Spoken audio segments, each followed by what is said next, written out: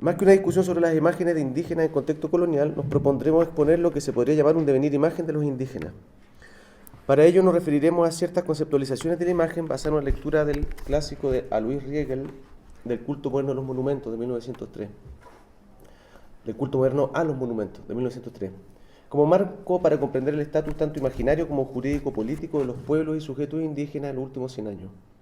De esta forma planteamos como primera entrada el problema del indígena como imagen, la imagen del indígena como monumento y como fetiche.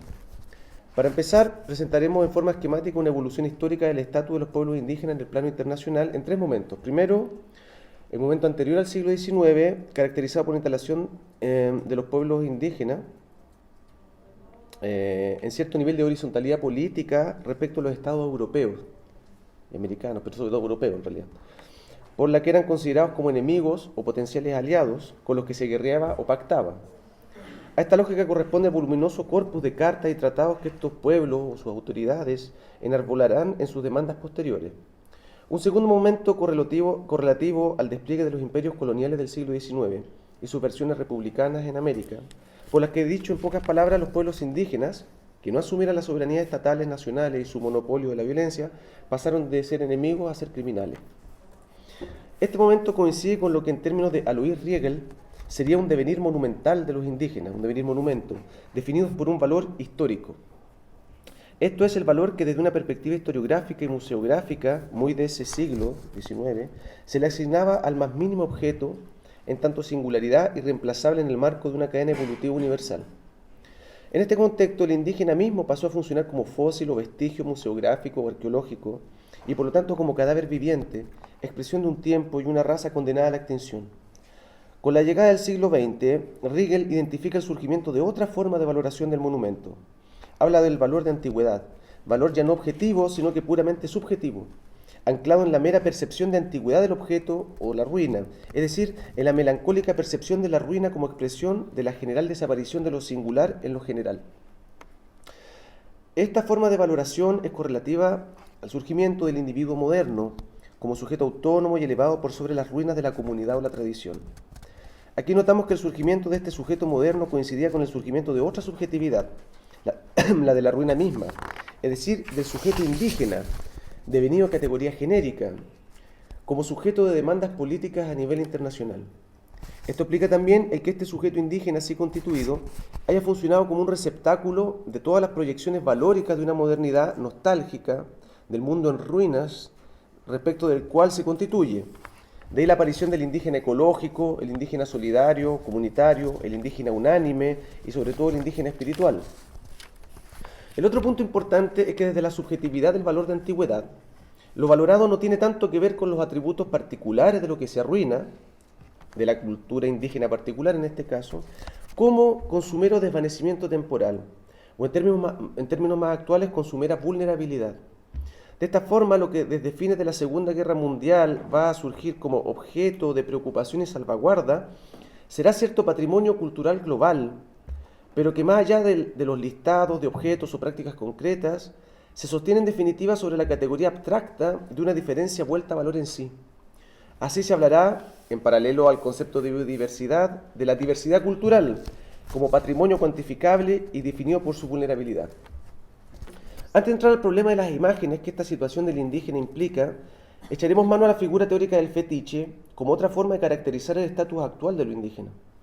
Para ello nos referiremos en primer lugar a la teoría freudiana del fetiche.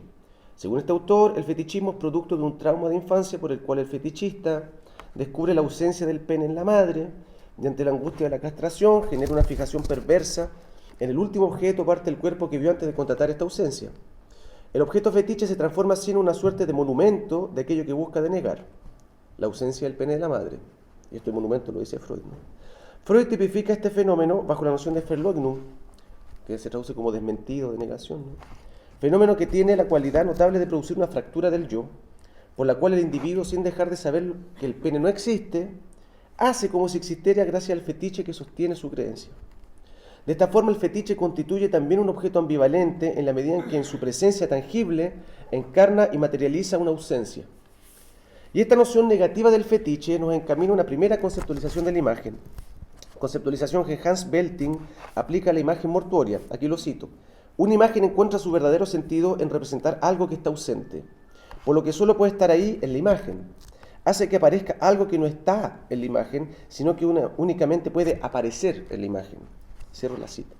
Así el modelo de la imagen será el cadáver, en la medida en que éste, cito, se ha transformado en una imagen rígida que ya solo se parece al cuerpo vivo. Pues, como dice Blanchot, el cadáver es su propia imagen. Cierro las comillas. Destino cadavérico de la ruina, pues como también dice Blanchot, y aquí lo cito, un utensilio averiado se convierte en su imagen, en su pura similitud, detrás de la cual no hay nada más que el ser. Cierro la cita. Destino finalmente del objeto museográfico que en su sustracción del plano cotidiano de los usos se reduce o se eleva a la función de su puro aparecer, pues como también señala Blanchot, no desapareciendo en su uso, el utensilio aparece.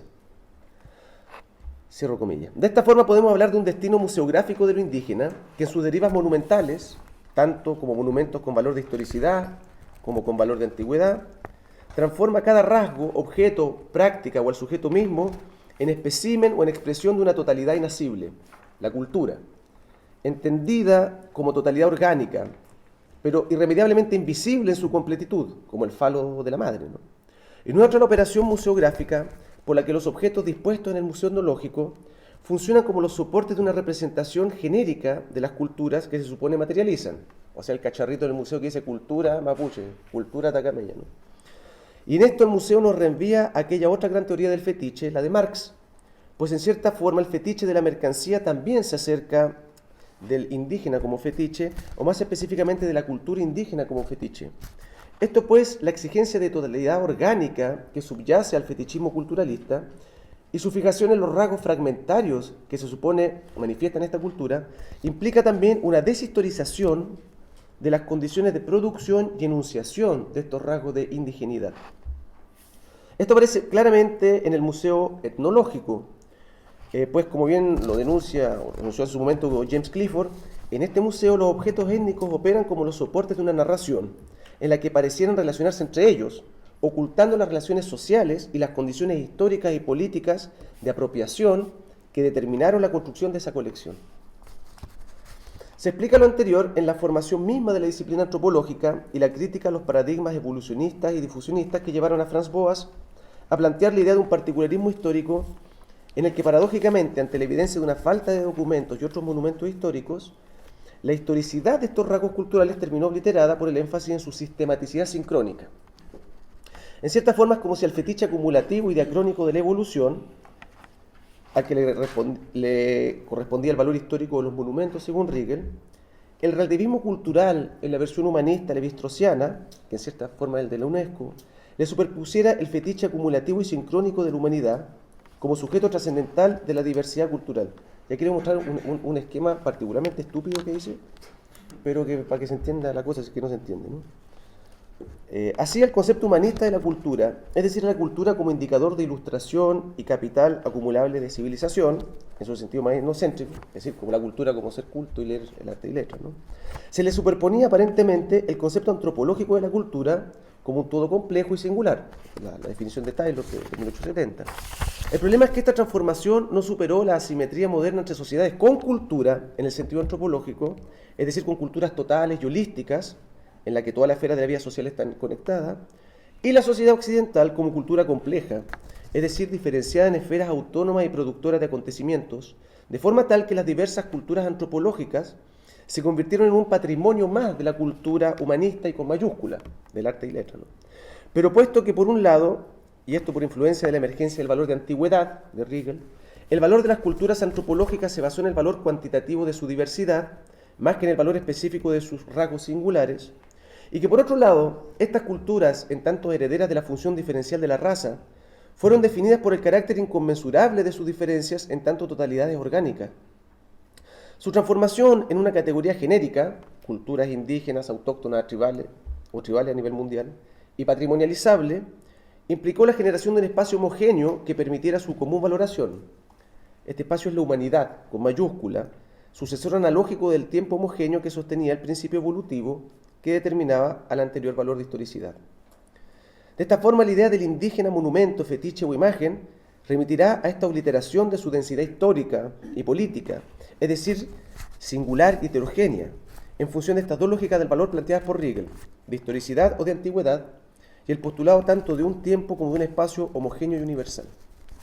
De esta forma vemos que la serie de imágenes de indígenas producidas entre fines del XIX y la actualidad han podido ser leídas a partir de una de estas dos lógicas del monumento, antigüedad o historicidad, o sea, valor histórico o de antigüedad, pero teniendo en común el supuesto de la fragilidad de aquello que en su aparecer está desapareciendo bajo el peso de la ley histórica de la evolución y su serie de extinciones, o bajo el peso de la ley entrópica de la occidentalización y su vulneración de todas las diversidades culturales, biológicas, ambientales, etc. Un ejemplo paradigmático de esta posible doble lectura son las célebres fotografías del rito del Klokketen-Selknam, tomadas por Gusinde a principios del siglo XX, y que, como sabemos, corresponden a una verdadera representación en la medida en que el mismo Gusinde confiesa que este rito ya no era realizado por los indígenas y que tuvo que esforzarse en producirlo con el fin expreso de fotografiarlo. En cierta forma, antes de que la fotografía representara la imagen cadavérica de una ausencia, esta ya habría sido representada por los mismos Selknam en la medida en que el rito no era más que un simulacro del rito ya extinto. Ahora bien, estas mismas fotografías han sido objeto de concienzudos estudios etnológicos y por lo tanto han funcionado como monumentos con valor de historicidad, es decir, como imágenes de una etapa precisa en la cadena evolutiva de la humanidad. Pero en su circulación, como productos de contemplación masiva y estética, pronto comenzaron a funcionar como monumentos con valor de antigüedad, el valor que sin duda ha hegemonizado su consumo actual, volviéndolas una suerte de emblemas de la extinción, es decir, de la vulnerabilidad como condición ontológica de lo indígena, de la desaparición de lo singular en lo general, diría Riegel. De ahí su contrapunto imaginario con las macabras fotografías de Selknam muertos y cazados, ¿no?, por las guardias estancieras, ¿no? Lo mismo podría decirse de la serie de fotografías mapuche que han ilustrado tanto libros como postales mapuche en Chile desde fines del siglo XIX. En ellas también el valor científico de historicidad ha sido reemplazado por el valor popular y no erudito de antigüedad. Valor que en el caso chileno ha oscilado hacia otro valor que Riegel identificaba con la primera valoración de las ruinas en el Renacimiento italiano, a saber, el valor patriótico. Y es que en cierta forma la oscilación entre estos dos valores puede entenderse como proceso de internacionalización del carácter ético de un reducto indígena considerado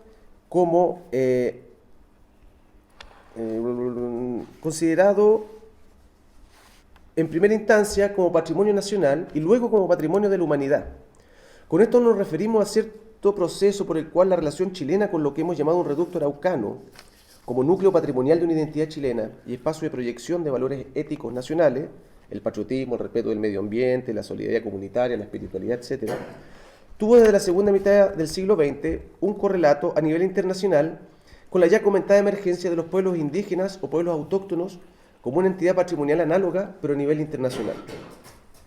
Quizá uno de los mejores ejemplos de este devenir monumento, es decir, fetiche negativo o imagen de una ausencia del sujeto indígena, es el destino iconológico de Seferino Namuncura, el primer santo mapuche.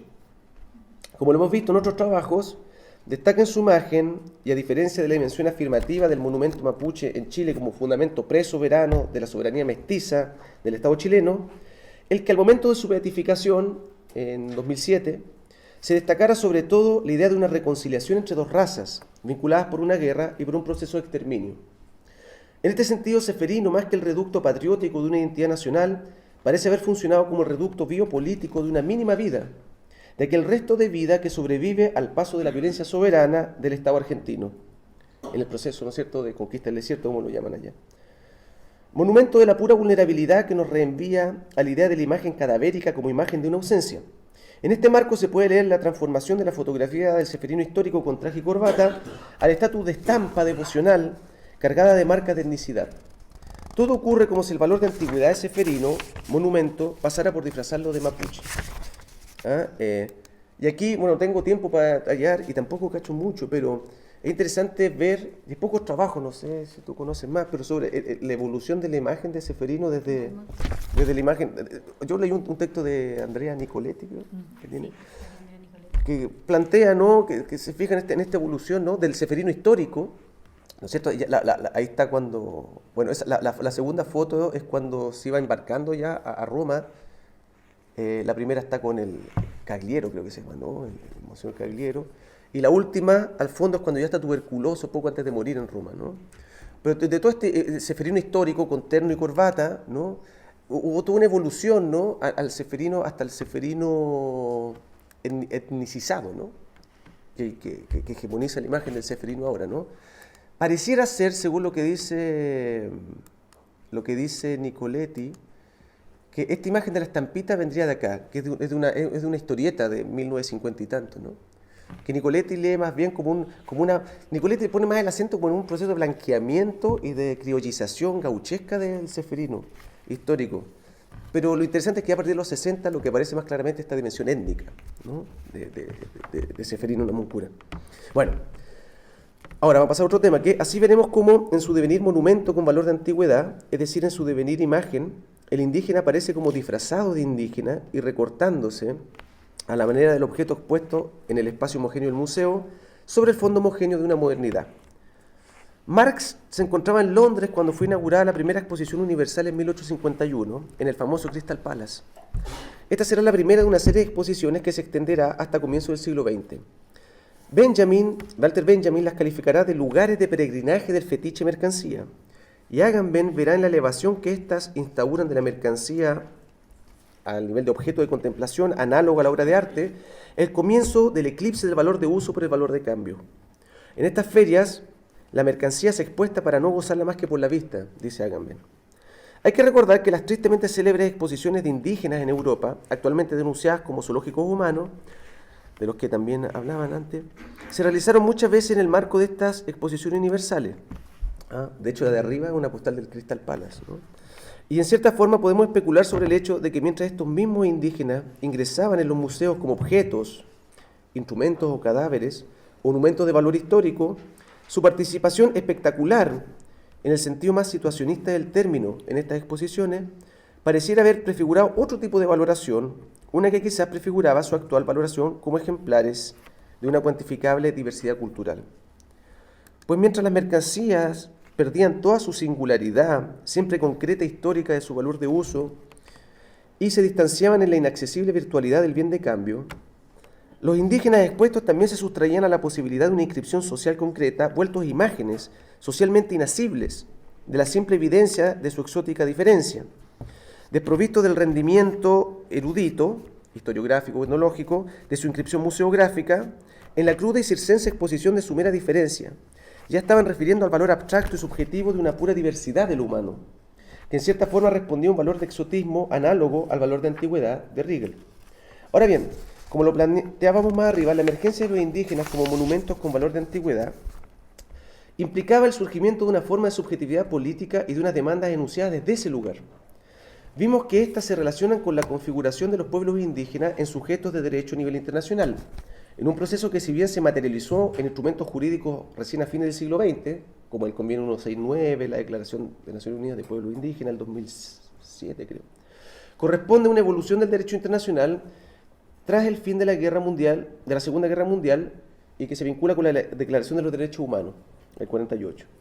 En este marco jurídico vemos cómo han proliferado las imágenes de indígenas emplumados o semidesnudos circulando en espacios altamente modernos como son las Naciones Unidas, casas de gobierno o parlamentos nacionales, ¿no?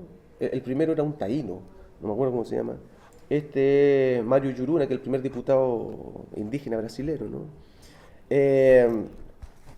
Podemos hablar del destino del dirigente indígena monumentalizado por el valor de antigüedad y transformado en un actor político que no se pierde en la ciudadanía común y homogénea del Estado Nacional ni en la comunidad de los Estados nacionales, ¿no? Este es el jefe Rohani Cayapó, ¿no? Que anda en una gira por Francia, parece que anda con todos los candidatos y presidentes. Me salté, mira, está con el príncipe. En este sentido, interesante detenerse en el caso del jefe iroqués Descajé. Puso un mapuche también, no sé quién es. Este no es Descajé, el jefe Tadodano, pero que es del Onondanga, que es la misma etnia que este señor. El jefe iroqués Descajé, de la nación Onondanga, a quien se le reconoce como el primer dirigente indígena que llevó sus demandas a una instancia internacional, la Liga de Naciones de 1923, constituyéndose así en un pionero de este nuevo estatus jurídico a nivel internacional al que los pueblos indígenas accederán en la segunda mitad del siglo XX. Y lo hará, según suele subrayarse las noticias sobre su vida, vistiendo un tocado de plumas y otros accesorios tradicionales. En cierta forma, parecía salido del museo al que lo había relegado el valor histórico de la monumentalidad colonial, para aparecer como su pura imagen, es decir, como un fetiche inaccesible en la evidencia de su impenetrable materialidad. Lo notable es que si bien en su discurso se esboza la categoría genérica de las pequeñas naciones, como sujetos de derechos colectivos no garantizados por el sistema de estados soberanamente constituidos y representados en las instancias internacionales, su demanda se sostenía principalmente en la referencia plenamente histórico-política a la serie de acuerdos y tratados que como pueblo, la nación iroquesa había firmado con la corona inglesa a fines del siglo XVIII, en el contexto de sus alianzas durante la guerra contra los franceses y por los que el rey Jorge III les había cedido territorio en lo que es ahora Canadá, en compensación por los que habían perdido con la aparición de la nueva República estadounidense. De ahí que en lugar de una demanda por el respeto de sus creencias, valores espirituales y citos objetos sagrados, Descajés denunciaba el no respeto de dichos tratados. Y para ello Descajés no solo refería a los documentos, perdón, esto se acuerda, está remitiendo al primer momento precolonial, de este nivel de horizontalidad política de los pueblos indígenas con las naciones y los imperios, ¿no? Y para ello Descajés no solo refería a los documentos escritos alfabéticamente, sino que a todo un corpus de objetos, en realidad a un verdadero archivo, constituido por los famosos wampum, a ese Descajés más viejo, ¿no? Wampum, o fajas de cuentas en los que este pueblo tradicionalmente registraba sus pactos y acontecimientos memorables. De hecho, en su último discurso, pronunciado poco antes de su muerte, en marzo de 1925, Descajés denunciaba el robo del que habían sido víctimas por parte del gobierno canadiense, cuando oficiales de su ejército les arrebataron los wampum que, como dice Descajés, habían sido hechos por sus padres, como registro de nuestra historia. Esas son sus palabras. E interpreta este despojo, que si bien podríamos explicar por la recurrente correlación colonial entre ocupación militar y construcción de colecciones museográficas, de la siguiente forma. Cito a Descajés. El gobierno de Ottawa pensó que sin las fajas wampum para ser leídas en la apertura de nuestros consejos de las 6 naciones, abandonaríamos nuestra legislación local y nuestra autodeterminación, considerándonos víctimas de una superstición. Y agregaba, la única superstición de la que el pueblo del Gran Río ha sido víctima no es la reverencia a las fajas wampum, sino que a su confianza en la honorabilidad de gobiernos que se vanaglorian de representar una civilización superior. Cierro las comillas. Y a la superstición iroquesa, en la buena voluntad del gobierno, podemos agregar nosotros la superstición propiamente occidental de este último, del gobierno, ¿no?, de querer reducir el valor y la vigencia política de estos archivos, que son los wampum, al rango de mero objeto de culto, objeto de una superstición, es decir, de material exótico y por exótico transformado en monumento con valor de historicidad, es decir, en representante de un estadio primitivo de la sociabilidad humana, y en tanto primitivo, incapaz de elevarse por sobre aquella dimensión premoderna por antonomasia, la dimensión religiosa, y que de esta perspectiva parecería inundar al ser indígena. ¿No es mucho mejor el aplanamiento contemporáneo de la dimensión política y contingente de estos wampum que, al tratarlos como objetos primariamente sagrados, los vuelve monumentos con valor de antigüedad, es decir, patrimonios espirituales del pueblo iroqués? Podemos decir que así como el objeto museográfico o el objeto averiado que según Blanchot se convierte en su imagen y detrás del cual no hay nada más que el ser, detrás del wampum, como del mismo Descajés y sus plumas, pareciera no haber nada más que espíritu, desde esta perspectiva. Pero contra esta lectura negativa de la imagen podemos oponer otra, y con esto voy a terminar, ¿no?, y que es la que en cierta forma reivindica en su discurso el mismo Descajés, ya no como testimonio reproducible de una ausente, desaparecida e inacible totalidad cultural, sino como testificación material y afirmativa de una historicidad concreta. Y aquí estoy pensando en la noción de aura en Benjamin, ¿no?, en ¿cómo se llama? La reproducción, la obra de arte en la de la reproducción técnica. Cuando habla de la autenticidad, ¿no?, que dice la autenticidad de una cosa es la cifra de todo lo que desde el origen puede transmitirse en ella, desde su duración material hasta su testificación histórica. Y es importante el concepto de testificación, que no es lo mismo que testimonio, ¿no? Porque el testimonio se puede reproducir. La testificación remite a una acumulación, no más que una acumulación, a un concentrado, por decir, una magnitud de singularidad histórica que está, ¿no es cierto?, materializado en el objeto. Entonces, en lugar del fetiche negativo, representación del falo ausente, se trataría de un fetiche afirmativo, es decir, de un concentrado singular de historicidad, pero entendida esta no como el efecto de una posición en la extensión evolutiva de del tiempo universal, vacío y homogéneo, sino que como concentrado simultáneo de muchos tiempos e historias, es decir, como montaje heterocrónico de plumas y corbatas, de tratados con la corona británica y de textos antropológicos, de guerras tribales y de guerras mundiales, ¿no? Un montaje, ¿no? Descajés como superstición quizás, pero tomando la superstición en su sentido etimológico de supervivencia, sentido que Taylor desarrolló en su teoría antropológica para hablar de aquellas prácticas u objetos de una edad ya muerta que siguen funcionando como en banda, en una nueva edad de la cultura, y que en esta sustracción a los códigos contemporáneos del uso y del sentido se cargan de una aura mágica. Pero aquí nuevamente debemos salir de la lectura evolucionista, que las lee como indicadores de una etapa linealmente condenada por el sentido unívoco de un tiempo absoluto, para considerarlas como un montaje singular de tiempos, un vehículo y una potencia de temporalidades diferentes.